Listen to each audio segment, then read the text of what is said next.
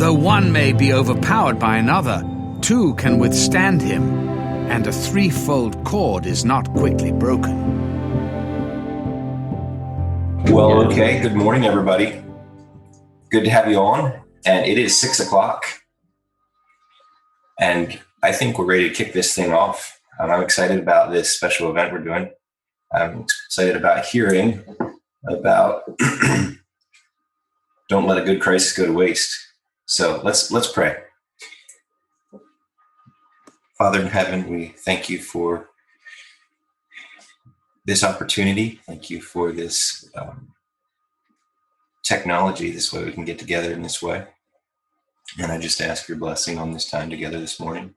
I pray for the speakers who are sharing, for Andrew and Patrick and Jonathan. I just pray, Lord, you would use them to inspire us to serve you where we are. May your kingdom come and your will be done. We just ask your blessing on this time here this morning. In Jesus' name, amen. Okay. Yeah, like I said, I'm excited about hearing what we have for today and this morning, especially right now. And I'm going to turn it over to Glenn Martin. Glenn's going to give us a short introduction to this topic, and then I think he's going to hand it back to me. Go ahead, Glenn. Yes, good morning.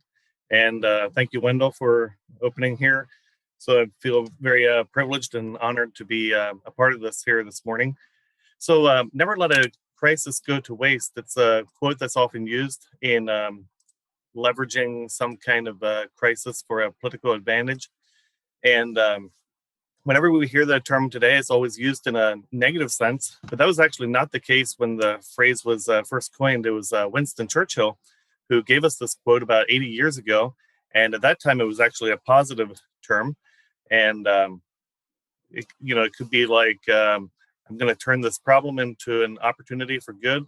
Or you could say, if, sometimes people use the phrase, if life is giving you lemons, make lemonade. So that's the idea. Let's not let a crisis go to waste. So 2020 has been a crisis. It's been a crazy year.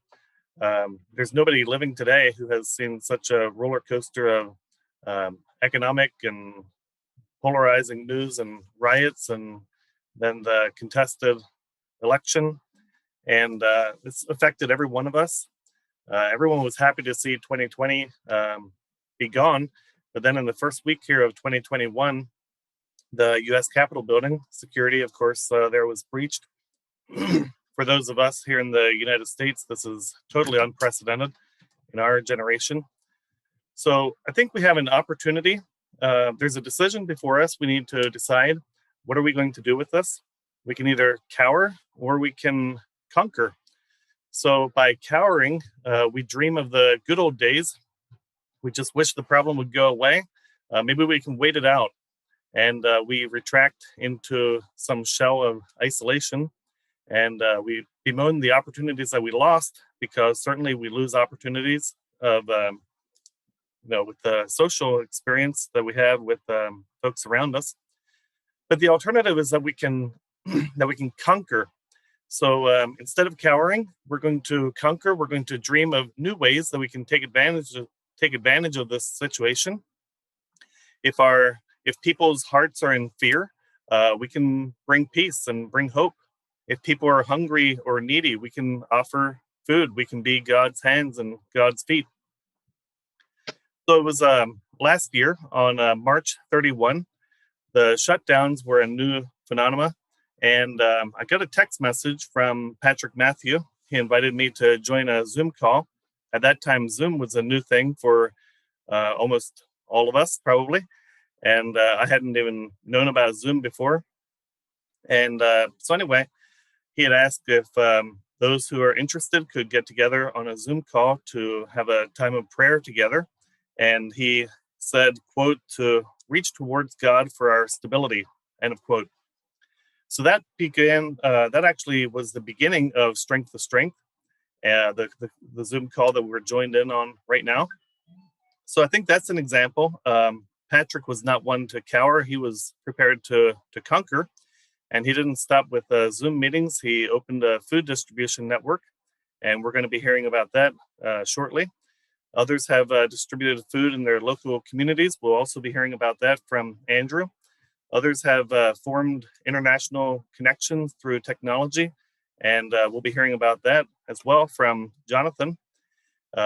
In the early days when masks were in short supply, there was many folks who began to sew masks and offer those for free to the public. There was a group that was formed called Anabaptist COVID Response in the early days, and they were organized quickly to distribute masks and food and prayer to medical personnel in New York City. And I think that's what it looks like for a crisis to not go to waste. So we can have a knee-jerk reaction to cower.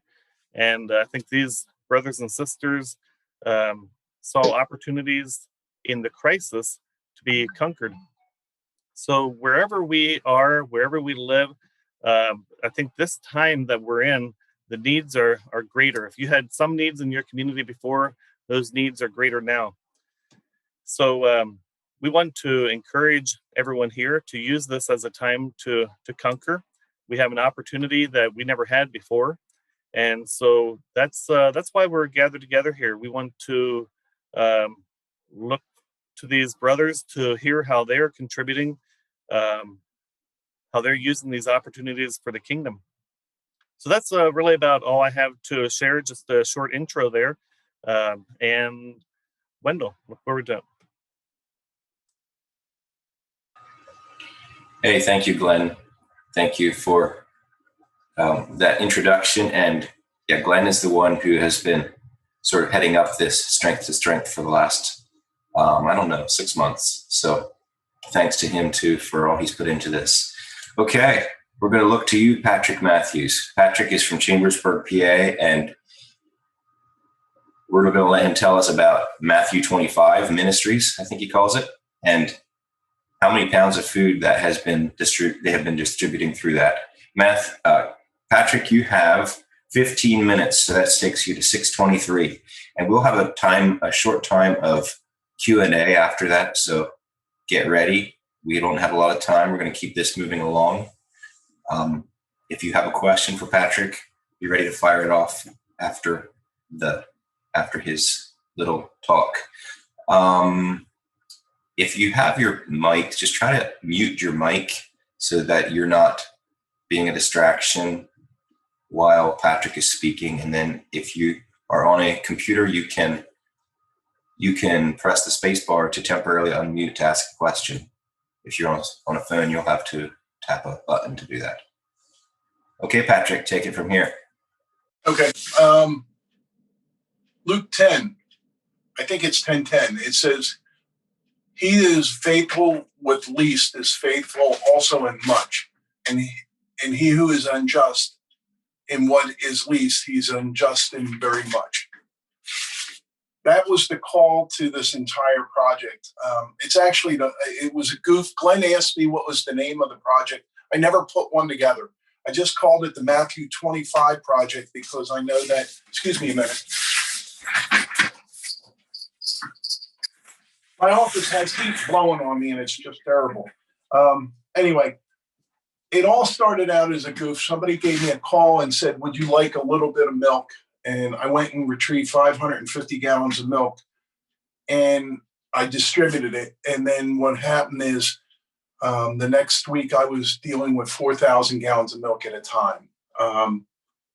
And the pipe opened. And if I was worried about accountability. I come from a background where I did what I wanted and I never had accountability. And the accountability I found in the conservative churches has made me excel and make sure that what I do is at a level of which I've never done before. So when I was handling this food, I was worried about if I ever got audited.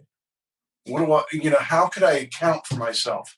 And so I started to hand food out and do it in a biblical way. I'll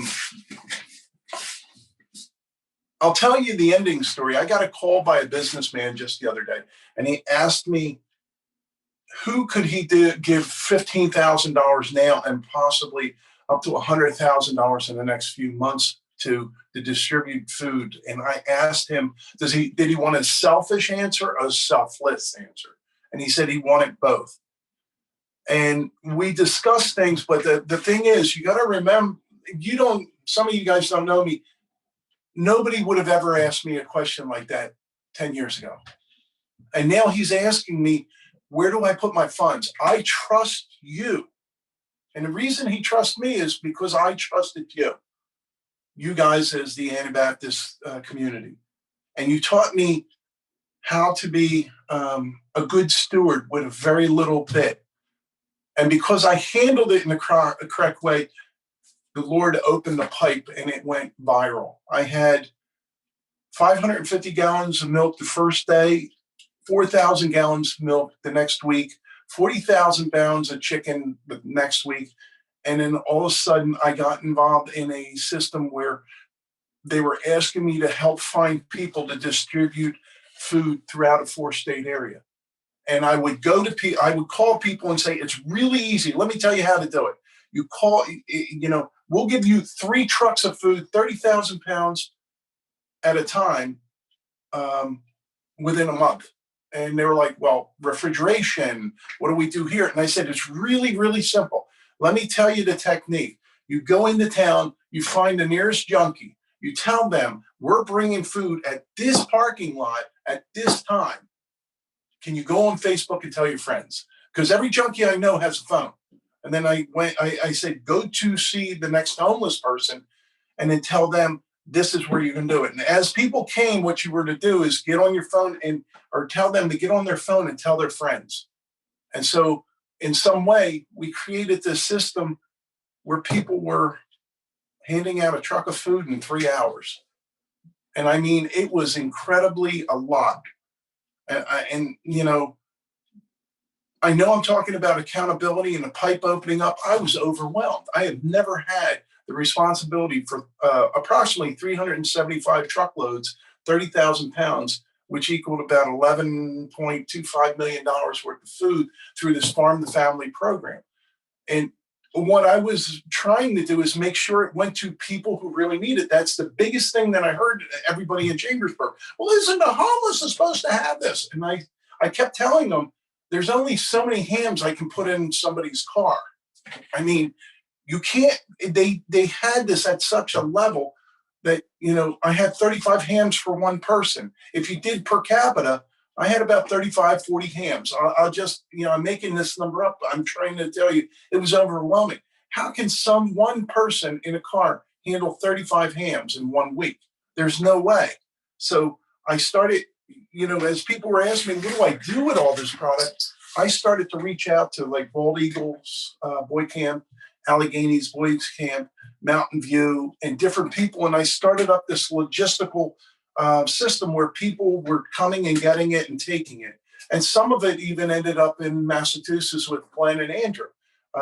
It was just relational. I just kept talking to people and funneling it. And, that was all well and good, but, it was crazy.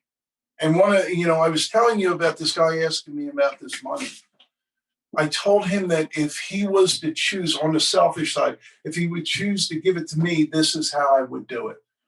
And we would do it at a much slower pace and a much more sustainable pace. The thing is, on the 19th, they're going to start handing out the contracts for the 5th phase of this Farm to Family program. And I have to make a decision, do I get back into it and just do it as a distributor? I like distributing, or I like using my telephone and talking to people and shipping things. Like I said, hospitality. I would rather talk to you on the phone than actually do it, because I don't know if any of you have ever handled 4,000 pounds of milk twice a week. There's always a skid that falls over. There's always milk that busts. You poke the side, it stinks, and I had to dawn a phrase with a friend of mine as I did it. And the more he got mad because his food pantry started to really have a sour smell, I had to keep telling him, don't cry over spilled milk. But, it took more than just Mennonites. It took a whole host of people, and I had people to come along and help me with it. And logistically, it's a lot of work. To borrow 4 or 5 semis, refrigerated semis, and to find warehouse space that has refrigeration, and get pallets and people giving me forklifts, and it was just like a circus.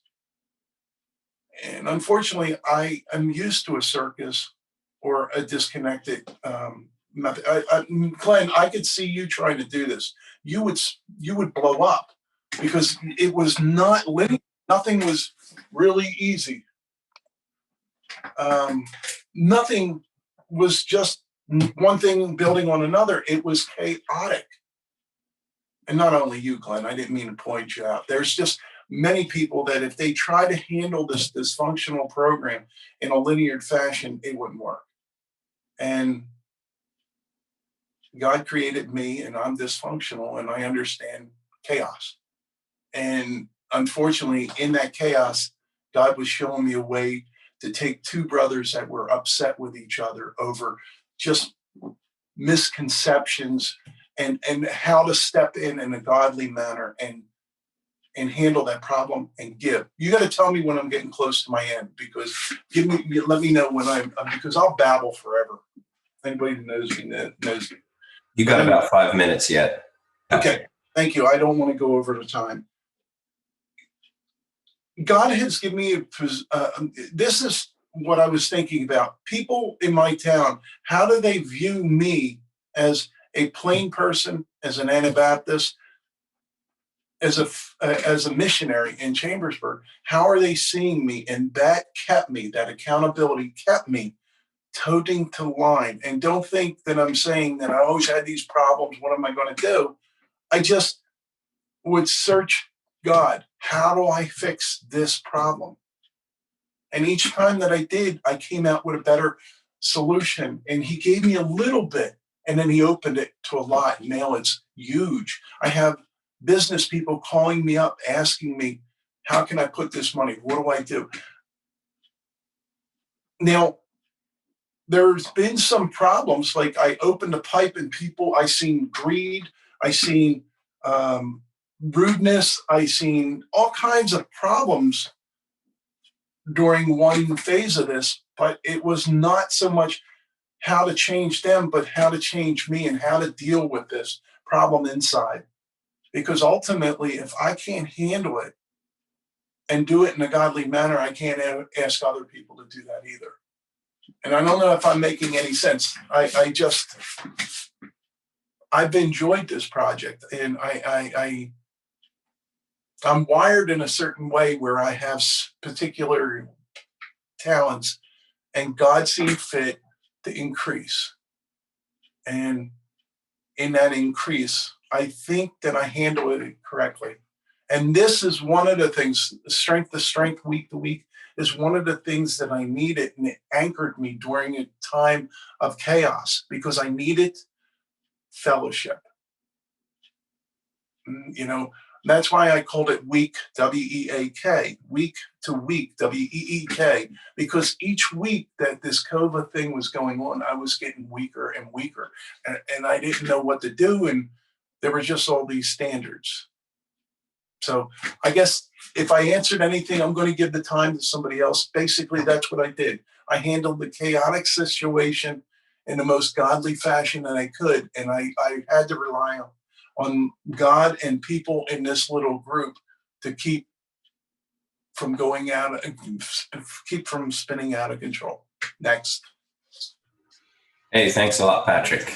I appreciate your willingness to, like you said, some of us we'd blow up if we tried to do that. And I think that I'd be one of them. So handle the craziness and bless people through the chaos. One thing that you said, I remember hearing you said about starting this strength or week to week, when you had called it that, you felt like the devil was out doing push-ups on your front lawn. You needed to do something to strengthen each other. That really resonated with me. Thank you for that. And thank you for sharing. I don't have a lot of questions. I don't have a question right now, but I'm going to open it up. Anyone has a question, go ahead for Patrick and see what you can learn from him yet. Patrick, so we have a bunch of people on the call here from a lot of different communities. Would there be a tip of how you can connect with an ecosystem of free food like that? And what was this? Was this just like stores and like out of date stuff? And yeah, so is there a way to connect in an ecosystem like that? And lastly, what type of foods was this? Okay. It was a program called Farm the Family, and it was part of the stimulus package. The food was all within date, and it had a year's shelf time. Some of it was frozen, some wasn't. Some milk was, within a week. Round 5's coming along, and it's on the USDA website called Farm the Family. And you can look at who the vendors are. On the 19th, they're going to decide, and you can call that vendor and ask them to get some. Blessings of Hope was handling a lot of it in this area.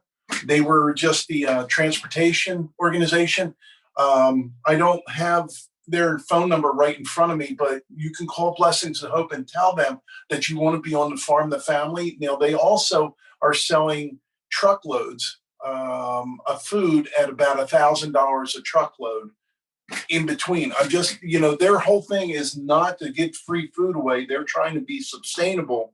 So this program is a free program, and it's meant for the people. And that's where the accountability came. Because I was wondering if the government came to me and they were to ask me, where did you put this food? If I had a bad answer, I would have put a bad reflection on our churches. So okay. Did I answer what you needed? Yes, that's right. Right on. Thank you, brother. Patrick, what was the biggest challenge and the biggest blessing that you just have a quick answer for that? This whole thing. Greed was the number one biggest problem.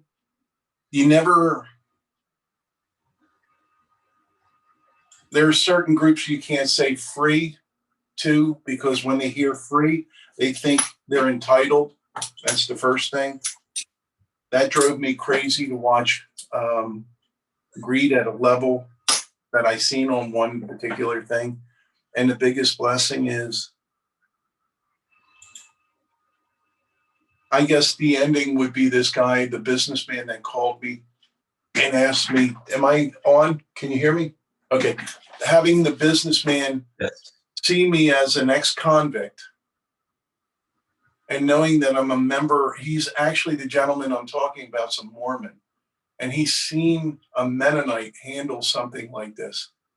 And he stepped across the line and he was asking me, where should they put these funds? So that's probably one of the biggest blessings. I can sit here and tell you, yeah, giving this piece of food to this little kid who's hungry, that was crying. There was none of that.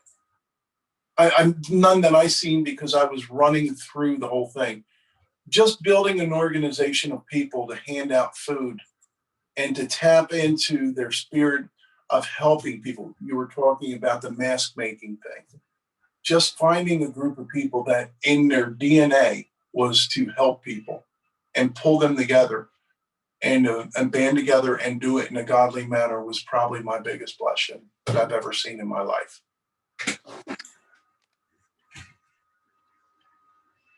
Okay. Hey, very good. Thank you. Thanks a lot, Patrick, for sharing that. And I think we're going to go to Andrew Kurtz. Andrew's from Granby, Massachusetts. Go ahead, Andrew. Okay, thank you. Can you hear me okay? Yes. All right. Okay, well, we'll just share a little here about the food parcel program that we are doing here at the local fellowship in Western Massachusetts. As was mentioned, I live in Granby, Massachusetts, with my wife and children. There's several other families in that same town, and then other families in surrounding towns.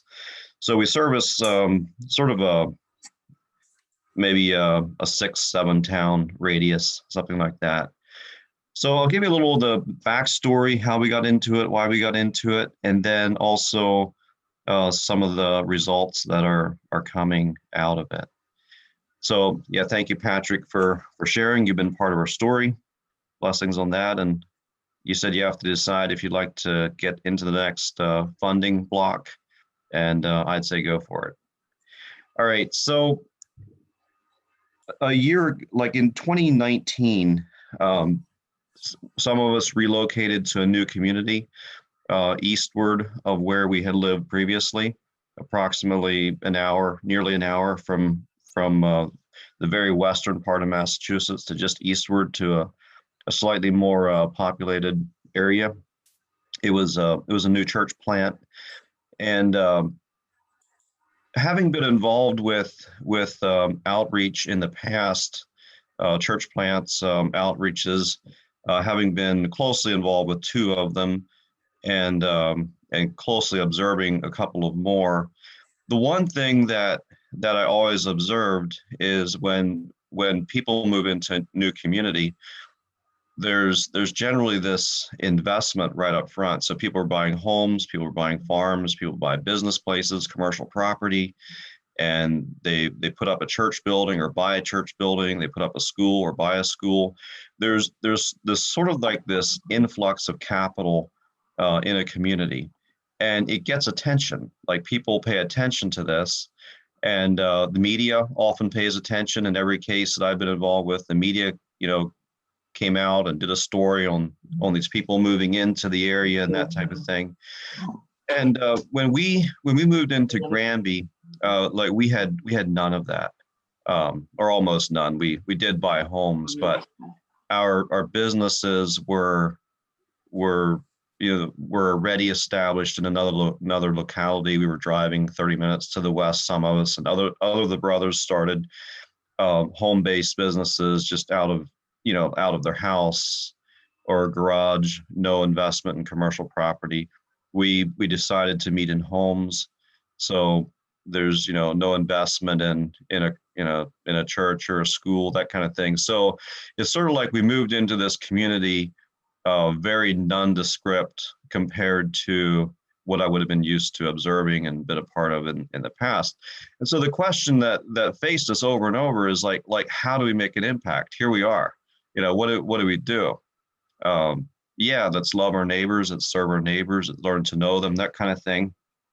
And then COVID came along and scrambled that a bit. It kind of put a damper on social interaction to a degree.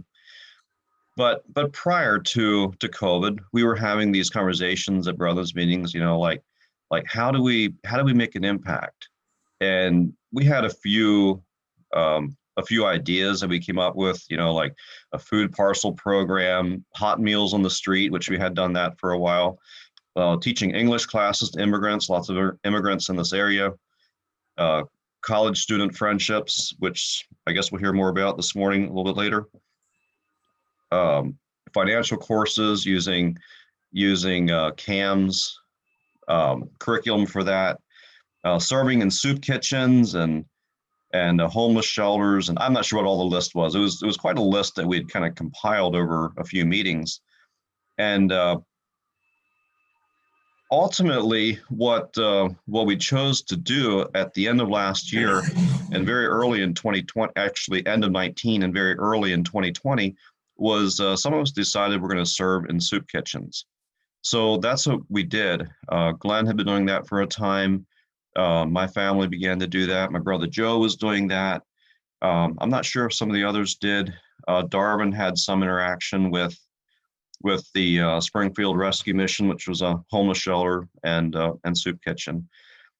So as a way of beginning to know that crowd, we served in soup kitchens for some time. And then along came COVID, and And a lot of the soup kitchens got shut down. The homeless shelters and the soup kitchens actually got shut down, or at least got narrowed down to a very small group of administrators. The volunteers were no longer permitted to come in and serve. So that kind of put an end to what we were doing in serving in the soup kitchens.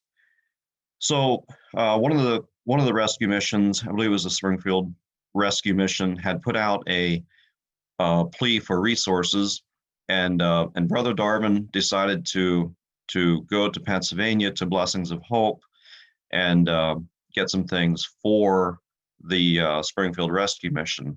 Now, Blessings of Hope, Patrick mentioned that already. It was a resource. It was a place of obtaining. It was really a food bank, and we were aware of that. It's a place that I had visited with my family, a place that Darwin had visited with his family prior to. So we were aware of it. It was something we were interested in connecting with, but we didn't really have the resources in place. But it was sort of a back of mind type of thing, like if we could only figure out some program, that'd be a great resource. So that had been running for some years prior. One of my friends that I knew had started that. And just as an interesting side note, when Blessings of Hope started, they were serving 7 families. So they had 7 families they did a parcel for every week, I believe. And last year, 2020, I believe they did over 60 million pounds of food. So about 1.2 million pounds of food per week. So that's incredible growth. Anyway, so when Brother Darwin said, hey, I'm going to go to Blessings of Hope, I'm going to Pennsylvania, I'm going to Blessings of Hope, getting some product for the Springfield Rescue Mission, I suggested to the brothers that, hey, this is our opportunity to put a food parcel program together. We're going anyway. Let's get some additional food and let's do this. So we talked through the logistics of it. We put some messages out on the local community forums, basically just Facebook messages that said, if you're facing food insecurity, we can help. Sign up here. Had a Google link to Google Docs that went to a spreadsheet to create the database. And I think that first time, I don't recall exactly how many we had sign up, but I know within a few days of putting the messages out, we had 13. I think we may have gotten close to 50 signups in the first week. I'm not sure, somewhere around there. But we're doing another distribution today. We do them on the average once a month. We may have skipped a month, but early on we were actually doing a little bit closer. But we're settling in on a once a month food parcel program, probably about a 40-pound, somewhere between 30 and 40-pound box. So yeah, today is the day to do another distribution, and we have 200 families signed up that'll be getting parcels today. Most of the product comes from Blessings of Hope in Pennsylvania. We did twice we got a shipment from Patrick Matthews.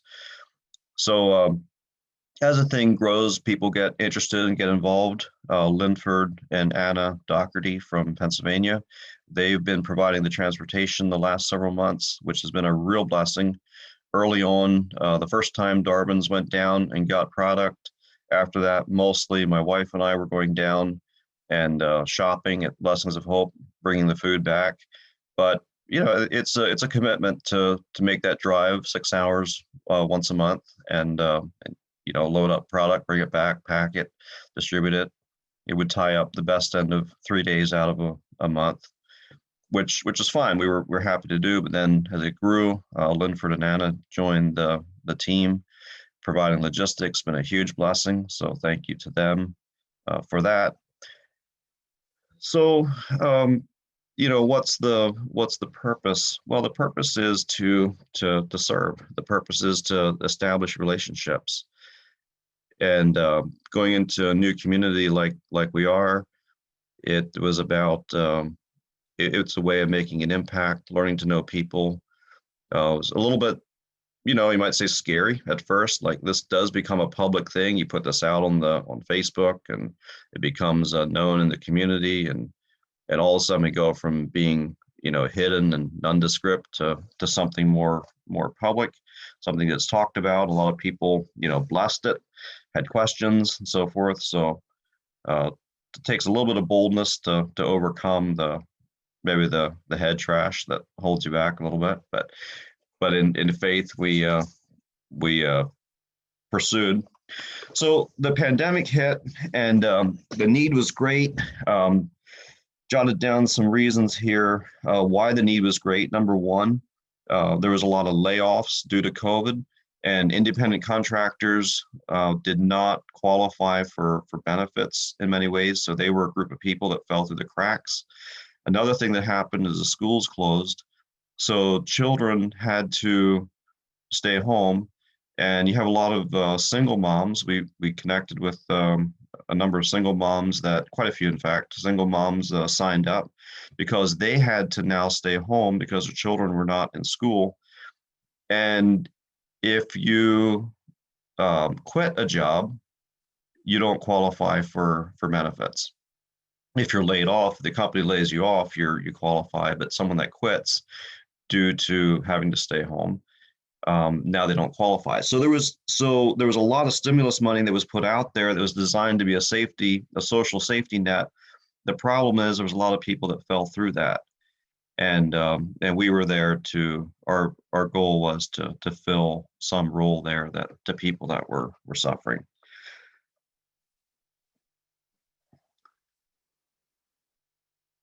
So as I mentioned, the soup kitchens were closed.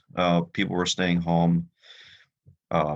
There was also people that were simply scared. There was people that really took the thing serious, and they holed up in their house. And this was just a way to connect to people like that.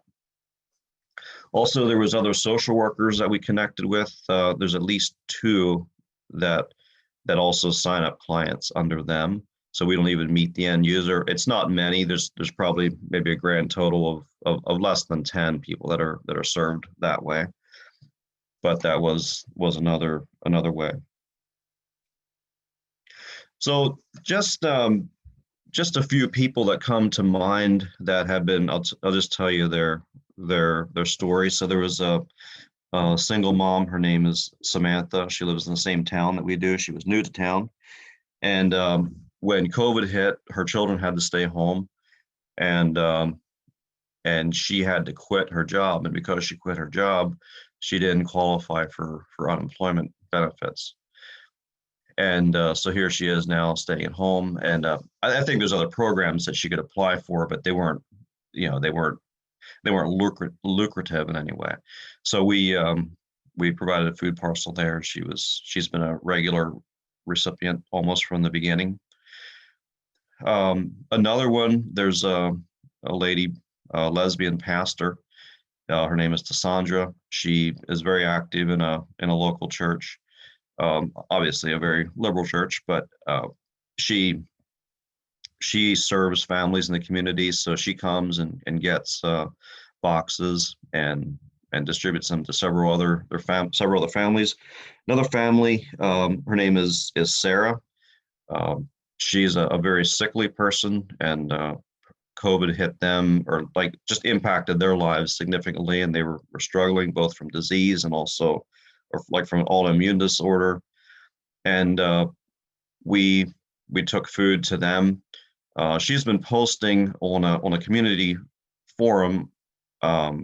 Actually, no, she was actually, this is on her private page, but she had friend requested those of us that were involved in this food program, or at least from the same ones in the same town. And she has some autoimmune disorder and was putting out these messages saying that, I'm dying. I have very little time left with my family, and all of these things, these very very sad and heartbreaking messages. And so we developed a burden to pray for her. And that was part of this thing of, putting out parcels, learning to know people, and then finding these opportunities where we can go further and witness to people. So she contacted us and said, you know, contacted us, and we took a food parcel. My wife and I took a food parcel to her, and to her and her husband, Daniel and Sarah. And we asked if we could pray for them, and sat there, had a nice conversation, visited a while, very friendly. And then I asked if we could pray. So we prayed. I prayed for healing, for time for her, and so forth. And amazingly, you know, I mean, I guess why should we be amazed? But there was like this drastic shift in her life. She very soon after that began posting messages how she's healed and getting better, and now she has more time with her family, and you know, all of these things. Because of her COVID, I'm sorry, because of her autoimmune disorder, it's, you know, we're like really careful about going there. You know, we want to be the last people to take COVID to someone with an autoimmune disorder. So it's, you know, you have to walk this line very carefully. But in that time that we did pray for her, as I mentioned, since that, there was definitely divine intervention in her life, no question. And she has been much better since. She still is not totally out of the woods, but the shift in her life is like, I have more time. I'm doing well. I'm blessed. You know, it was a drastic shift from the earlier messages of depression and dying to one of hope and living. So we praise the Lord for that. And that really, that type of thing was really the vision for getting into the food parcel program, so that we could have these opportunities to minister to a deeper level. Met some really neat people. Met a man really close to us there, a homeschool family. He actually grew up Hutterite. He left the Hutterites when he was 19, South Dakota.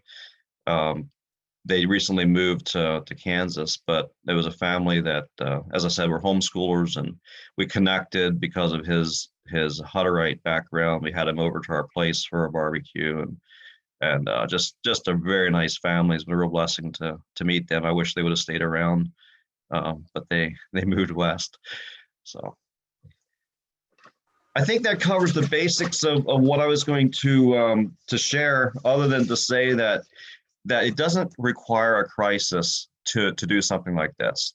The crisis, we're in a crisis now. The next one is just around the corner. We kind of roll from one crisis to another. All the crisis does is kind of exaggerates the needs. It exposes the needs. These needs always exist. And you don't have to do something like this. You don't have to be in a new community to do a program like this. If you're in a community already, you're already, if you're established, you have a name, just use that and roll with that. Doesn't take a new community, doesn't take a new crisis. You can do this. The resources exist, and those of us who've already done it can give you some pointers. But it's not rocket science. A little bit of organization, a little thought, you can roll. So yeah, any questions or anything?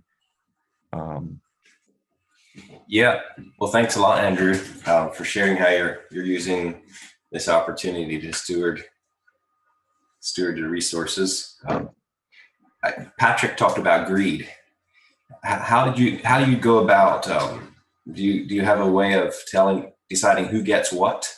And are you, I know for myself, if I'm helping someone out, I want to make sure they need it. But sometimes maybe that's a attitude that I shouldn't worry about as much. What do you have any ideas or thoughts about that? Yeah, I'm sorry I went over time there. I see now, but yeah, we don't worry about it. It's Jesus didn't seem to worry about it. Jesus never mentioned we should only help those that are worthy. So. Hey, thanks. Yeah. Questions? Anyone else?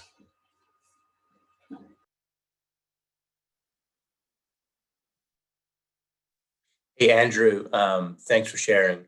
I've been enjoying kind of looking in through Facebook at what you guys are doing there. One thing I noticed is that you let other people help, like from the community, like for making deliveries and stuff like that. I thought that was really interesting. So maybe just tell us a little bit about that. Like, what was your thinking behind that, and why do you do it? Yeah, we do it because there's it actually there's quite a few deliveries. People, it's probably about 60% pickup and 40% delivery. So that ends up being quite a few parcels to deliver. So we get kind of, burned out trying to do all these parcel deliveries. So it's a little bit of a balancing act because at some level, the whole point of us doing this is to connect to people, to be able to minister to them and so forth. And when we're bringing in people from the community who want to help to go do it, it maybe breaks that chain a little bit. So we do mix up the routes. It's not like everybody always does the same route. So some of us kind of always do get around to the different people. The other hand, or the other thing is the volunteers are a good source of relationship as well. So as they're coming in to help, um, we have people from the community doing deliveries. The other night we had a food packing at Brother Darvin's place. Their neighbors came over to help pack, a family of with 5 children. So that was a blessing. So yeah, it builds the network of relationships. I'd have some pictures we could scroll through really quickly. Sure, I'll just go through very quickly. This starts at the most recent packing the other night, packing up the 200 parcels. This is Brother Darwin's garage. There, my wife and daughter in the center doing some packing. There's a group. There you can see the boxes of the product that are going into, into the final parcels. Some more packing. There, that grainy photo, that's just a picture of a volunteer who came and we're loading up her car. I think she got 10 parcels in that car, I believe, between the trunk and the back seat. And she and her 16-year-old son are going out to deliver in the community. Same car, my wife and the volunteer there, her name is June. She's volunteering today again.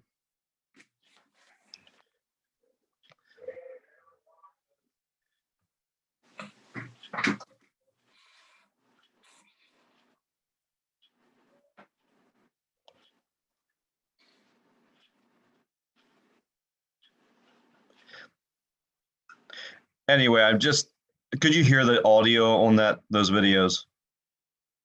No, there was no audio that I heard. Okay, all right. So anyway, there was audio with it. So I did share that to the Facebook group, before the parcels come out, just to kind of build the anticipation.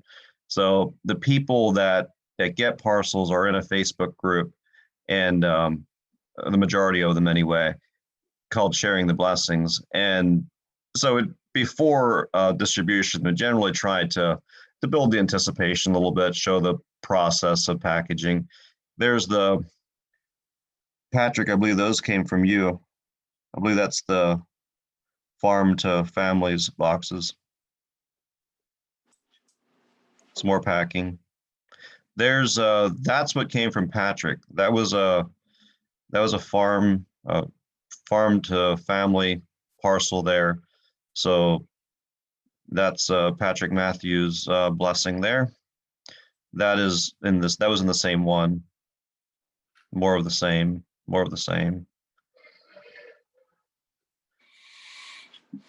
This is down at Blessings of Hope. The previous video there was just some children, or like my children and some nieces and nephews singing around the campfire.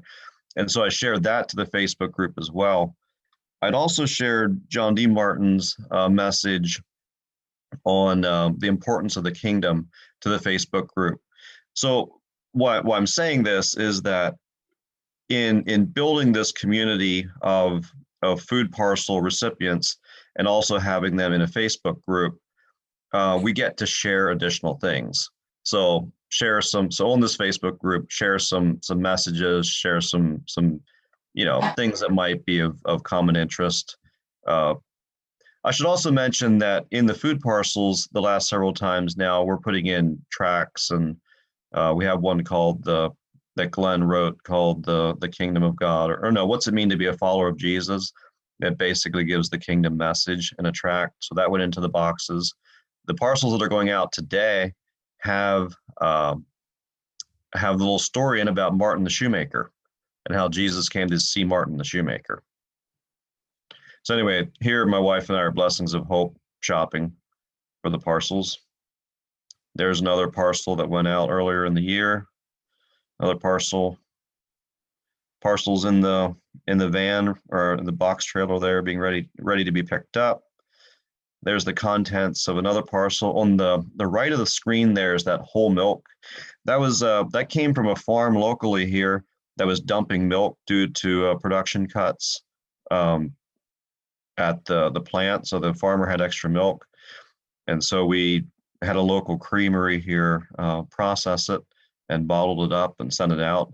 We only did that once. We could have done it quite a few times more, but turns out that it's just a lot of work to do that. And so we kind of skipped that thing. There's a lady, her name is Eleanor, picking up parcels and getting a dozen of eggs along with it. Parcels in the car, lady picking up a box. Mr. Michon, forget his first name, he comes every time. There's that lady's name, her name is Jill Parker. She's a homeschool mom. Her husband is away on military duty. So she has five or six children. Single mom, her name is Margaret, comes every time. That's Amanda. Her husband works for a pool company, and due to COVID layoffs, or due to COVID, town halls were closed and they weren't able to get permits. So he was laid off work for a good 6 months. And so they were benefiting from a food parcel. There, my son is putting a parcel in the back of a car there. That's the, I mentioned a lesbian pastor. That's her right there. Tassandra is her name. She's actually the one that I first went through to connect to this lady that I told you about, Sarah, who was very ill. She had known that family and was involved in their lives, and I'd ask her if she could make the contact for me to go and bring a parcel and pray for them, and ask her if they're people of faith and they'd be open to that.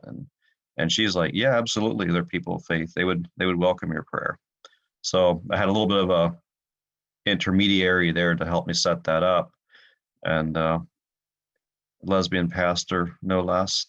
And God can work in mysterious ways. This couple here were keeping their grandchildren, their parents, their children. These people's children were grown children, are healthcare workers. So they're frontline workers, and they were isolating from their family. So the grandparents were keeping the grandchildren, and suddenly had a much higher food demand in the house. So they were benefiting from food parcels. This lady had a house fire and was living in a temporary home. So there she is receiving a parcel. That was on one of the early days when we probably only had 25 parcels to get picked up. So have them in the back of the van there, chilling, waiting till the people come. We kind of gave a tight window, like in a 2-hour window, that people would come, so it didn't tie up all day. Now with like 80 parcels being picked up today, we're going to give a much broader window. People can pick up between 9 and 5 today. Another parcel, packing, and I guess that's the initial logo that we used, and I think that's the end of the file. Hey, very good. Thanks for sharing those photos, Andrew. Good to see sometimes a picture's worth 1,000 words. So yeah, I think we're ready for Jonathan Heisey. And I don't know Jonathan. He's from Colorado, but I'm going to let him introduce himself and share about the ministry that he's involved in, I believe, with international students. So Jonathan, you got 15 minutes as well. So that takes us to 7:05. Go ahead. Yeah, good morning, everybody. Can you hear me? So, yeah, coming to you this morning from Texas. Actually, we're down here for our nephew's wedding, but we live in Pueblo, Colorado. And yeah, it's been great listening to Patrick and Andrew talking about what they're doing. And I was looking at a passage out of Luke this morning and just thinking about how when Luke 10:23, it says Jesus turned to his disciples and said privately, "Blessed are the eyes which see the things that ye see, for I tell you that many prophets and kings have desired to see those things which ye see, and have not seen them, and to hear those things which ye hear, and have not heard them." And then it says a lawyer stood up tempting him, and he asked the question, "What shall I do to inherit eternal life?" And the question that he goes into here is, well, the story he goes into, he tells him a story. And the verse that was just kind of in the back of my mind this morning is who is your neighbor? And so many times we as humans, we want to do something that's grand and glorious, and we want to get out there and do something that to make a difference. And our story as a family, probably about 4 years ago, it was before the pandemic. 4 years ago, we hosted a student from South Korea, and she stayed at her house for a whole week, stayed the nights, and we sat there around the wood stove in the evening and just became friends. And my wife and I looked at each other and said, like, her story is kind of a sad story because she comes into the U.S.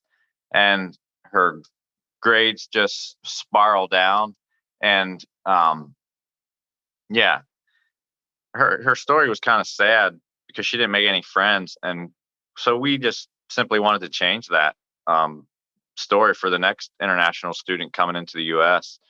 And we just started inviting students through a program called ISI, International Student Corporation. We got introduced to like a friends and family program, and we invited students out to our house. And we homeschool, and so my wife was like, well, I don't think we should go into the on campus into the university. I think we should just invite them to our house. And so that's what kicked it off for us. And we started inviting students out. Our Before the pandemic, our program pretty much looked like first and third Sundays we'd invite them out for a worship time, Sunday mornings at 11, and then the second and fourth Sundays, we'd invite them out for more of a social event, just in case there were students that were, I don't know, kind of anti anything religious, and they wouldn't join for a worship service. They would quicker come out for a social event where we would just, in the summertime, sit in the backyard and have a barbecue and play some games and sit and talk. Um, so yeah, we did that. And of course, when COVID hit here in the spring, the clamps got put on everything. And so we just reverted from inviting them out to saying, well, why don't we just do Zoom meetings with them?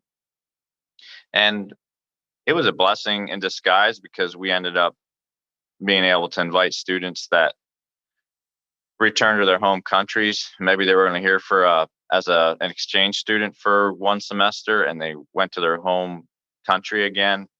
And the tendency is out of sight, out of mind, and you lose contact with them. And so we just invited students through Zoom.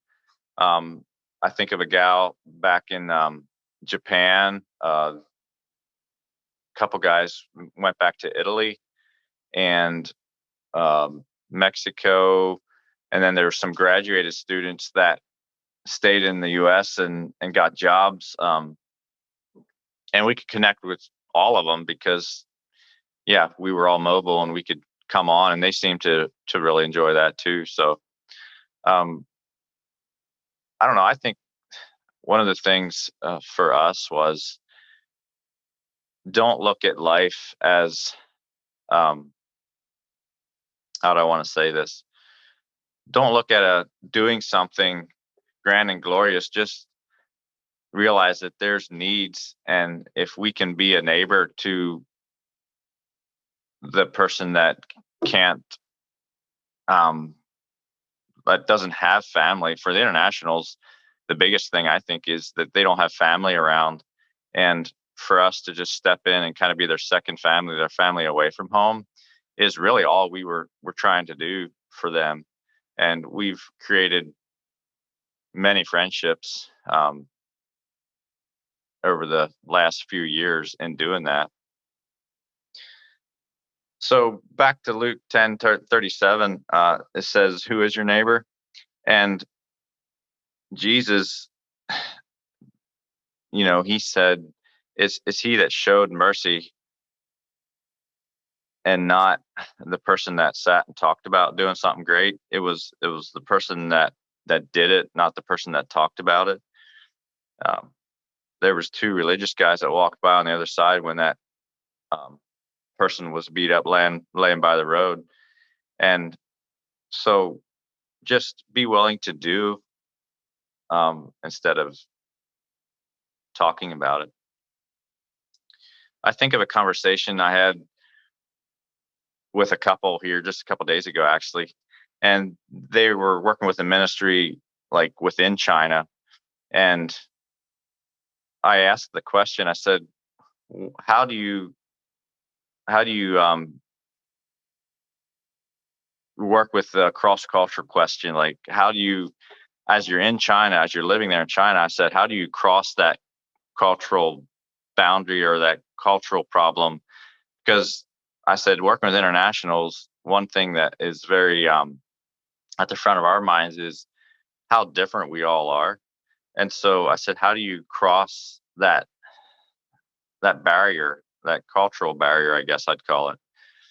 And they said, well, it's really hard. Like, even living there, it's hard to cross that barrier and actually get into the community and make friends, because they look at them as these American people, and the truth is we all do things differently. And my wife and I were talking about it after we had that conversation, and I said, that's one thing for us. We have the international people coming to us and coming into our culture, and all we're really doing is just showing them hospitality and saying, here, we just want to be hospitable and show you what an American family with 5 children look like serving. And so, yeah, I guess it's that simple. um, it's not a big splash at all. We're just, as a family, doing this ministry to students, and pray to God that it's seeds that are planted that in eternity, we'll only see the rewards of that. So that's about it. Hey, thanks a lot, Jonathan. So I'm curious about, you shared about you were doing some Zoom calls with some of these students you've met. So what are you doing on them? I liked how you talked about family and including them in, give them a family for a while when they're missing their own, when they were here in the U.S.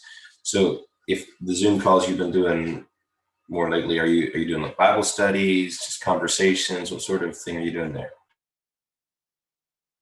Yeah, so that's the thing that seemed to work the best, is just more of a conversational type of thing.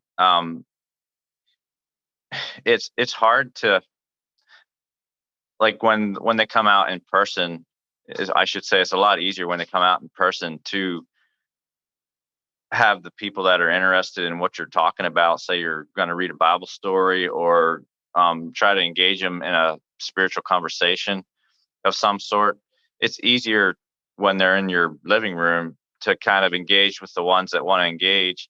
And it seems like over Zoom, someone would just kind of check out until you're done talking or doing your thing, and then kind of check back in and say, hey, oh, okay, they're done. Now we're going to talk again.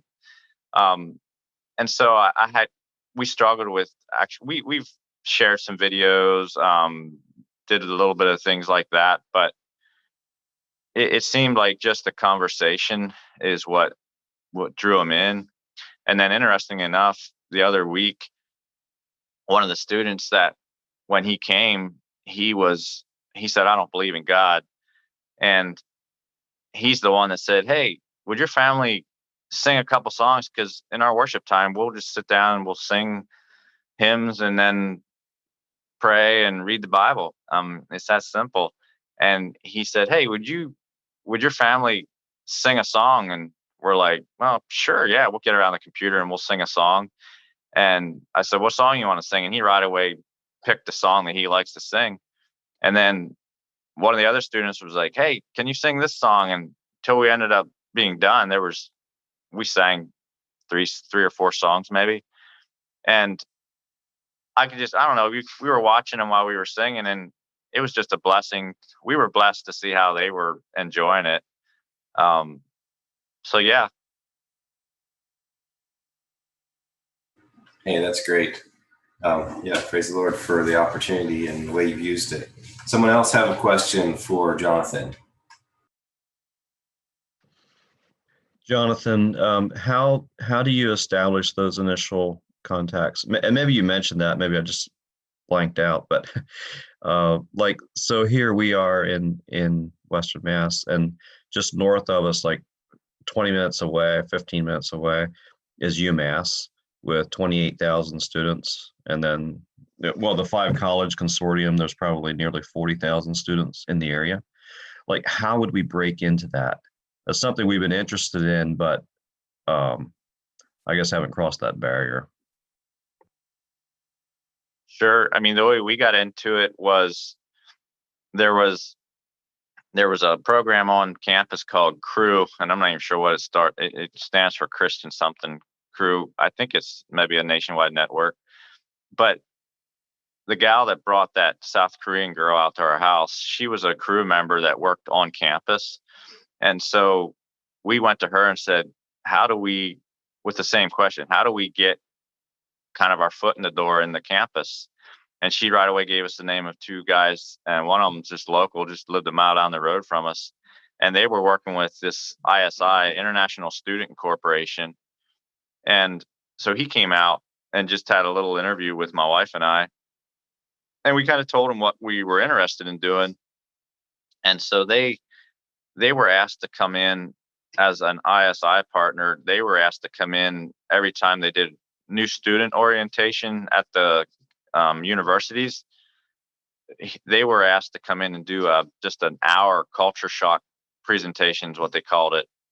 And so pre-COVID, they would invite us to come. And one time I got to share the culture shock orientation, but I didn't really care about that part. I just wanted to be there and show my face and bring the family, because when people come over from China, a student comes from China, they look at a family with 5 kids and they say, what?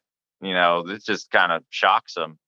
And so it's sparked their interest a lot of times to come out at least one time. And then when they come out one time, then we kind of had them hooked and they wanted to come back again. And I don't know, that's how we got into it.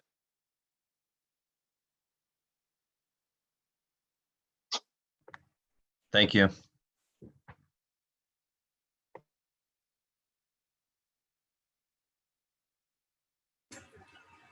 Hey, thank you. Yeah, any other questions from anyone for Jonathan here?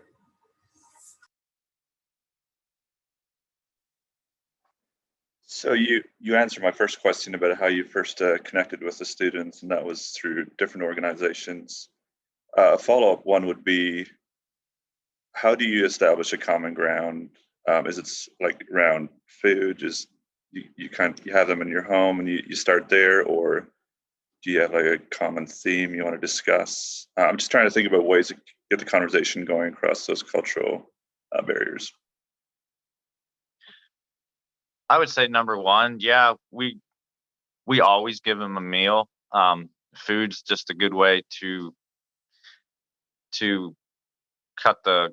I mean, yeah, everybody eats food, so if we're gonna have a meal, it's gonna get us around the table. Number one, and I don't know. I would probably just say, um, create a relationship. They're not gonna they're not gonna care how much you know until they know how much you care. And so I guess our intention as a family is just to be a friend. And I'll just drop a story here. Um, I'm a long-winded storyteller, so I'm going to try to keep it really short. But this guy was a student from India, and he came and he kind of took our family as family. He calls my wife mom, and he calls our children, brothers and sisters, and just he really adopted us as his second family while he was here at the university. Um, but one Sunday morning at about 6 a.m., I get a text from him, and he says, "My brother just died." And I said, "What?" Because I knew in our conversations, I thought he only had one brother, and he was pretty young. And anyway, long story short, his 16-year-old brother was in New York, and they were having a party, underage drinking party, and he drank too much and got sick. And his brother went back in the corner and didn't want his friends to see him sick, and he vomited, and he basically died. He choked on his own vomit right there in the corner of their house they were partying in. And so I say all that to say this, that I don't think he would have called me at 6 o'clock Sunday morning if we wouldn't have had a relationship built. Obviously, he would have never called me, but he ended up coming out, just him. He was the only one that came out that Sunday morning. It was pre us doing it every week. We were doing it every other week, and it was an off week. So he came out, and to us, it was a wonderful opportunity to just show him God's love. And before he came out, I'm like, what do you say to a guy like this, facing a dramatic um, thing like this? And so we messaged somebody. I'm not sure if I'm getting it all straight here, but we messaged somebody before he came out and just said, how do you relate to somebody like this? And a person that had lived in India said, well, they didn't respond right away. So this guy came out, and we said, well, stay for lunch and hang out as long as you want. And so we thought my wife just had this, she had lentils in the crock pot for lunch that day. And because I maybe we were having students out for the evening. I believe we were having students out for the evening that day, but he came out in the morning, and she had food cooking for the evening. And so we basically had rice and lentils, and in their culture it would be dal, and never thought about it. And he went home that evening, and Monday morning I got this email back from this party they had worked with people from India, and they said their response was, whenever they face dramatic things or death, um, their comfort food is dal. And I just sat there and looked at my wife and smiled, and I said, God he works in wonderful ways. And it was a small thing, but I tell you, it boosted my faith.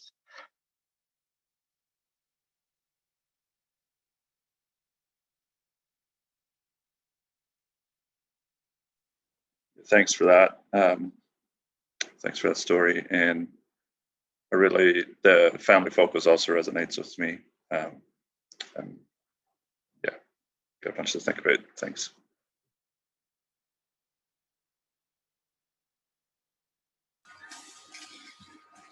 Yeah, thanks a lot, Jonathan. You mentioned something about it's not the person who talks about doing things or uh, just being available and taking the opportunities of serving others, serving your neighbor. So I guess that's kind of what we're doing right now. We're talking about it, but hopefully we can, as the Bible says, we can provoke or stir each other up to love and good works. So yeah, I hope this can be an opportunity for that.